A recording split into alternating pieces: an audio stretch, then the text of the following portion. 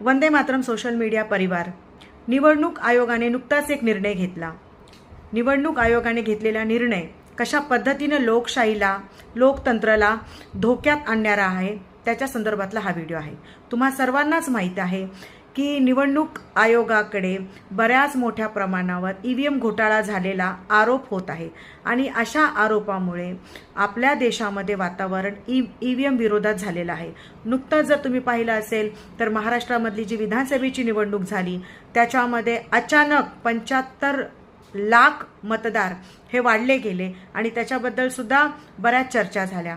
परंतु लागोलाग लगेच ज्या पद्धतीनं युद्ध पातळीवर निवडणूक आयोगाचा जे निर्णय आहेत त्याच्या संदर्भातले जे निर्णय आहेत ते कशा पद्धतीनं हे बदलले जात आहे तर हे आपण नक्कीच पाहायला पाहिजे आणि ह्याच्यावर विचार झाले पाहिजे। कारण सोशल मीडियावर फक्त ह्याची चर्चा होते परंतु गोदी मीडिया ह्याच्यावर कुठलेही प्रश्न उचलत नाहीये। त्याच्यामुळे सर्वसामान्य म्हणून एक जनता म्हणून आपली नक्कीच ही जबाबदारी होते। तुम्हा सर्वांनाच माहिती आहे की 1961चे जे निर्णय आहेत निवडणूक आयोगाचे जे कशा पद्धतीनं कामं करायला पाहिजेत निवडणुकी संदर्भामधली त्याचे जे निर्णय आहेत ते लागोलाग एकदम अचानक तुम्ही बघितलं असेल की मध्ये हरियाणा विधानसभा निवडणूक झाली होती त्यावेळेला हरियाणा पंजाब हायकोर्टमध्ये मेहमूद प्राचा यांनी एक याचिका दाखल केली होती आणि या याचिकानुसार त्यांनी निवडणुकीचे सर्व कागदपत्रे पुरावे मागितले गेले होते।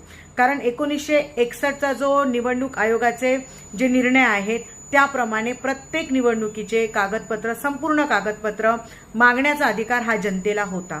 परंतु लागलीच म्हणजे ज्या पद्धतीनं ही याचिका दाखल झाली हरियाणा पंजाब हायकोर्टमध्ये आणि याचिका दाखल झाल्यानंतर माननीय न्यायालयाने निवडणूक आयोगाला आदेश दिले की मागण्यात आलेले सर्व कागदपत्र हे याचिकाकर्त्याला देण्यात यावे।